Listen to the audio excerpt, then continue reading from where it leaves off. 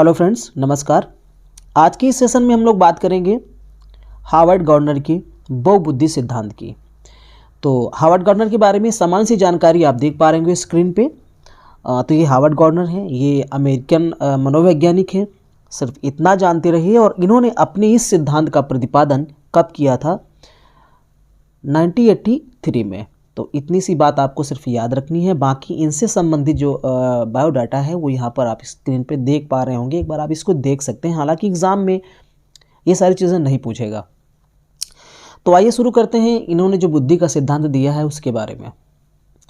इनके सिद्धांत का नाम है बहुबुद्धि सिद्धांत, अर्थात थ्योरी ऑफ मल्टीपल इंटेलिजेंस। अब इन्होंने एक चीज़ ये कही है कि इसी मल्टीपल इंटेलिजेंस को, अर्थात बहुबुद्धि को जो है मल्टीपल डायमेंशनल इंटेलिजेंस के नाम से भी जाना जाता है। अर्थात बहुबुद्धि, बहुकारकीय बुद्धि के नाम से भी जानते हैं। इनके सिद्धांत को बहुकारकीय बहुबुद्धि के नाम से भी जानते हैं।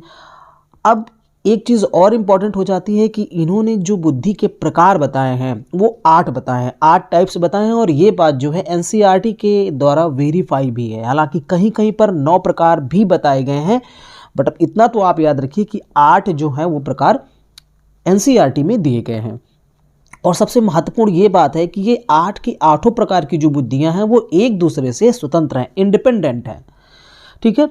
और अगला पॉइंट जो है वो ये है कि बुद्धि कई प्रकार की होती हैं। यह कोई एक क्षमता नहीं है, मतलब कोई एक क्षमता नहीं है, बल्कि बुद्धि कई प्रकार की होती हैं। इसके अलावा यहाँ ये भी कहा जा रहा है कि जब बुद्धियाँ कई प्रकार की होती हैं तो अधिगम भी कई प्रकार से हो सकता है। ठीक है। जैसे टीचर्स जो हैं वो कई तरीके से पढ़ा सकते हैं, वैसे ही अधिगम भी कई प्रकार से हो सकता है। अब हम इनके एक एक टाइप्स की बात करने वाले हैं। आपको बहुत ही ध्यानपूर्वक सुनना है। सबसे पहला जो टाइप है, और एक चीज़ इम्पॉर्टेंट ये भी है कि हम बता दें यहाँ पर जो टाइप्स दिए जा रहे हैं वो टाइप्स का एक क्रम है। जैसे अगर आपसे पूछ ले कि हावर्ड गार्डनर के बहुबुद्धि सिद्धांत का पहले प्रकार की जो बुद्धि है सिद्धांत में वो कौन सी है, तो भाषाई बुद्धि के बारे में सबसे पहले उन्होंने बताया, जिसे लिंग्विस्टिक इंटेलिजेंस के नाम से भी जाना जाता है।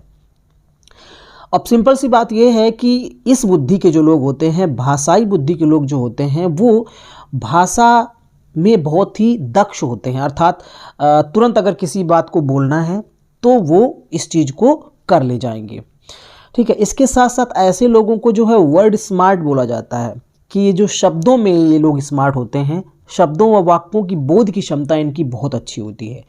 ये रीडिंग भी अच्छी करते हैं, ये हियरिंग भी अच्छी करते हैं, स्पीकिंग भी, बोलते भी अच्छा हैं, लिखते भी अच्छा हैं, और डिबेट अगर कोई करना हो, वाद विवाद में भी बहुत अच्छे होते हैं, डिस्कशन भी बहुत अच्छा करते हैं। आपने देखा होगा बहुत सारे लोगों को टीवी चैनलों पर कि बहुत अच्छा बोलते हैं वो। ठीक है। तो ये जो कला है ये भाषाई बुद्धि के लोगों के अंदर होती है। और अगर उदाहरण के तौर पर देखें तो जैसे रविन्द्रनाथ टैगोर हैं, स्वामी विवेकानंद हैं, तो ये सिर्फ उदाहरण के तौर पर समझने के लिए मैंने बता दिया। हालांकि बहुत सारे ऐसे लोग आज भी मिल जाएंगे जो कि बहुत अच्छे वक्ता होते हैं, बहुत अच्छा भाषण देते हैं, जैसे कि पोएट्स और राइटर्स। ये सारे के सारे लोग जो हैं भाषाई बुद्धि के होते हैं। कवि है, अध्यापक है, वकील है, इतिहासकार है, ये भी हो सकते हैं। ठीक है। तो ये बुद्धि का पहला प्रकार गार्डनर ने बताया। दूसरे प्रकार की बात करते हैं जिसे नाम दिया गया लॉजिकल मैथमेटिकल इंटेलिजेंस, अर्थात तर्कपूर्ण बुद्धि या तार्किक गणितीय बुद्धि भी इसे कह सकते हैं। अब इसमें क्या होता है कि इस बुद्धि के जो लोग होते हैं उनके अंदर वैज्ञानिक सोच होती है, साइंटिफिक थिंकिंग होती है, और प्रॉब्लम सॉल्विंग में बहुत ही दक्ष होते हैं, अर्थात समस्या समाधान अच्छे से कर सकते हैं।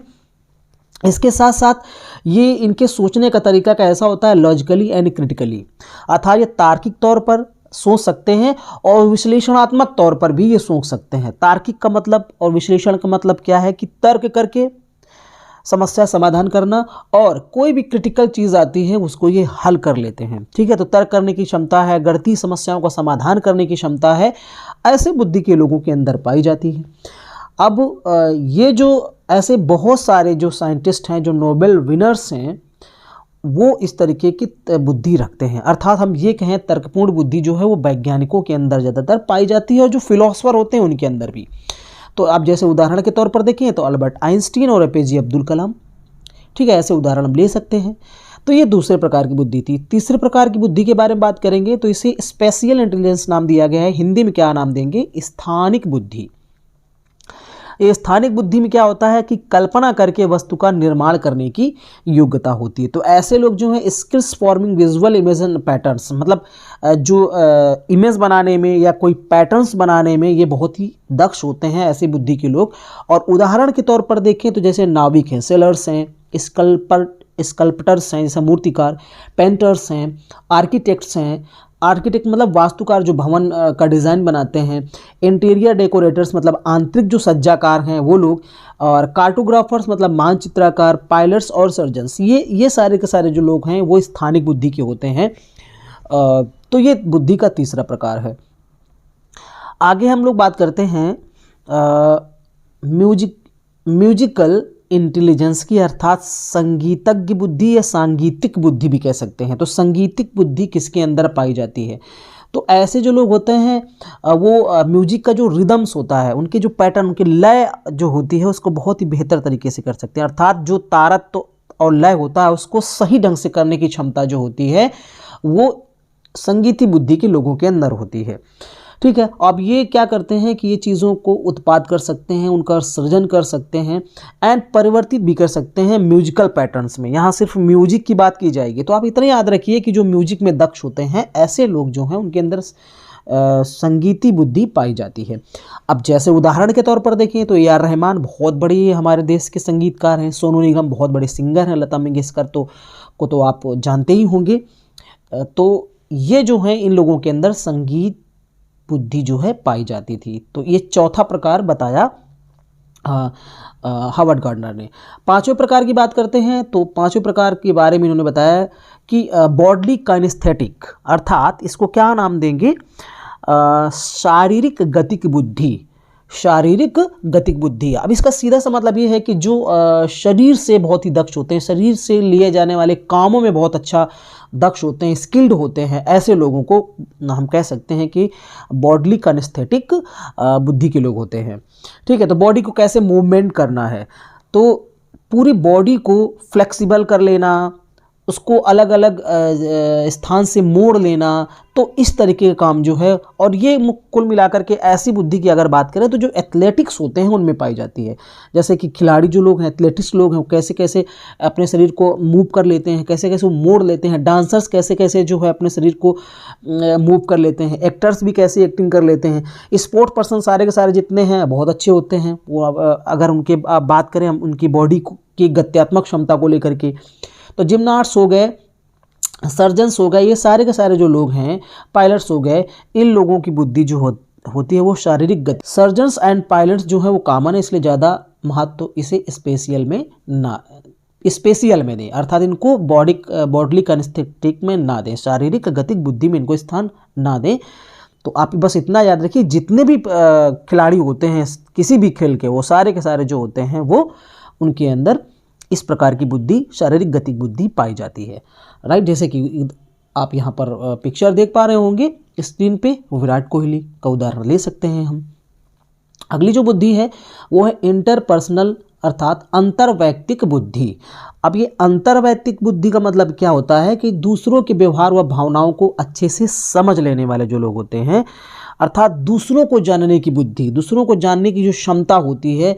तो ऐसे लोग कौन कौन से लोग होते हैं? जैसे साइकोलॉजिस्ट है, वो दूसरों के व्यवहार को बहुत अच्छे से पकड़ लेते हैं। काउंसलर जो होते हैं, पॉलिटिशियन, ये भी जानते हैं, क्योंकि अगर ये दूसरों के भावों को ना जान पाए, वोटर्स के भावों को ना जान पाए, तो ये जो है नेता बन ही नहीं सकते हैं। ठीक है, सोशल वर्कर्स जो हैं, जो सामाजिक कार्यकर्ता हैं, वो भी जानते हैं। रिलीजियस जो लीडर होते हैं, हमारे जो धार्मिक नेता होते हैं, वो भी लोगों को अच्छे से समझते हैं। तो ऐसे जो लोग होते हैं इनके अंदर अंतर्वैयक्तिक बुद्धि, अर्थात दूसरों के व्यवहारों भावनाओं को जानने की बुद्धि पाई जाती है। उदाहरण के तौर पर हम महात्मा गांधी, मदर टेरेसा जैसे महान लोगों को हम ले सकते हैं उदाहरण के तौर पर। आगे हम बात करते हैं अगली बुद्धि की, तो इसे इंट्रापर्सनल, अर्थात अंतःवैयक्तिक बुद्धि की बात की जाएगी। जैसे अंतर्वैयक्तिक की बात की गई थी तो वहाँ क्या था? दूसरों को जानने के लिए। जब हम अंतःवैयक्तिक बुद्धि की बात करेंगे तो यहाँ आ जाता है जब व्यक्ति स्वयं के बारे में अच्छे से जान ले, अर्थात अगर शॉर्ट में कहें तो अपने आप को जानने की बुद्धि। ठीक है, यहाँ पर लिखा गया है पहले पॉइंट में, awareness of one's own feelings, motives, human existence and meaning of life desire. तो इसका मतलब क्या है कि अपनी फीलिंग्स के बारे में, अपने अंदर जो मोटिव्स चल रहे हैं उनके बारे में, और जो ह्यूमन एक्सपीरियंस होते हैं उनके बारे में, जीवन के बारे में, इच्छाओं के बारे में जानना। तो ये जो है अंतःवैयक्तिक बुद्धि के लोग जानते हैं इसके अच्छे से। ठीक है, तो जीवन के बारे में बात करना, जीवन के जो अनुभव हैं उनके बारे में बात करना, तो मनुष्य के जीवन का उद्देश्य क्या होता है इसके बारे में बात करना। तो ऐसा जो लोग सोचते हैं उनके अंदर इंट्रापर्सनल अंतःवैयक्तिक बुद्धि पाई जाती है। और उदाहरण के तौर पर संदीप माहेश्वरी, जो कि एक मोटिवेशन, उनका चैनल भी बहुत बड़ा है, कह सकते हैं कि इंडिविजुअल अगर यूट्यूब पे देखें तो उनका इंडिविजुअल चैनल पूरे विश्व में सबसे बड़ा होगा।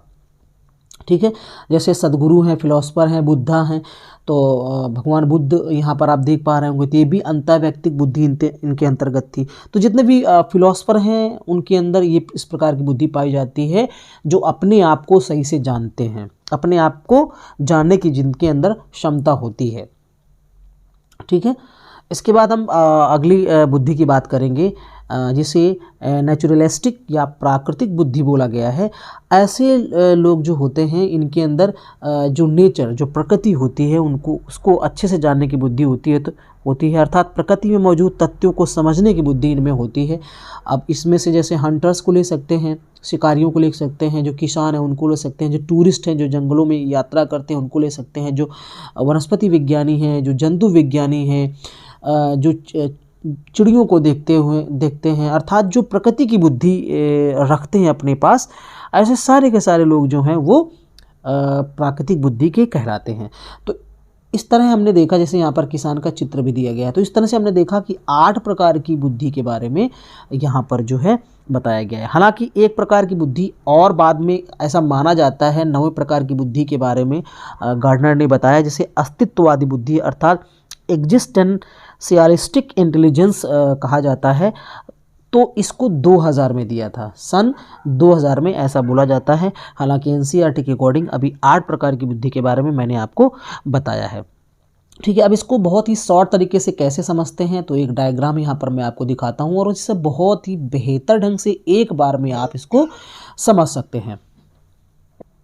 जैसे यहाँ पर आप पा रहे होंगे, ये जो आप चित्र देख पा रहे हैं, इससे हम लोग समझते हैं एक एक करके। जैसे हम शुरू करें, अगर कहीं से भी आप शुरू कर सकते हैं। जैसे हम यहाँ काइनेस्थेटिक का मतलब है जो शारीरिक गतिक बुद्धि जिनके अंदर होती है, तो उनको बॉडी स्मार्ट कह सकते हैं। यहाँ पर इंटरपर्सनल जो इंटेलिजेंस वाले अर्थात व्यक्तिगत बुद्धि वाले, वो पीपल स्मार्ट कह सकते हैं, जो लोगों के बारे में जानने में स्मार्ट होते हैं। लैंग्विस्टिक मतलब भाषाई बुद्धि जिनके अंदर होती है, वो वर्ड स्मार्ट होते हैं। जो गणितीय तार्किक बुद्धि जिनके अंदर होती है, वो लॉजिक स्मार्ट होते हैं। और जो प्रकृति के बारे में जानकारी रखते हैं उनको नेचर स्मार्ट कह सकते हैं। जो इंट्रापर्सनल का मतलब जो अपने बारे में जानते हैं अच्छे से, उनको सेल्फ स्मार्ट कह सकते हैं। और जो विजुअल चीज़ें होती हैं उनको जानने की बुद्धि जिनके अंदर होती है, उनको पिक्चर स्मार्ट कह सकते हैं। और जिनके अंदर म्यूज़िक की बुद्धि होती है, उन्हें म्यूजिकल स्मार्ट कह सकते हैं। तो इस तरीके से हमने देखा यहाँ पर कि एक डायग्राम के माध्यम से हम कैसे इस मल्टीपल इंटेलिजेंस को समझ सकते हैं। तो वीडियो देखने के आपका बहुत बहुत धन्यवाद।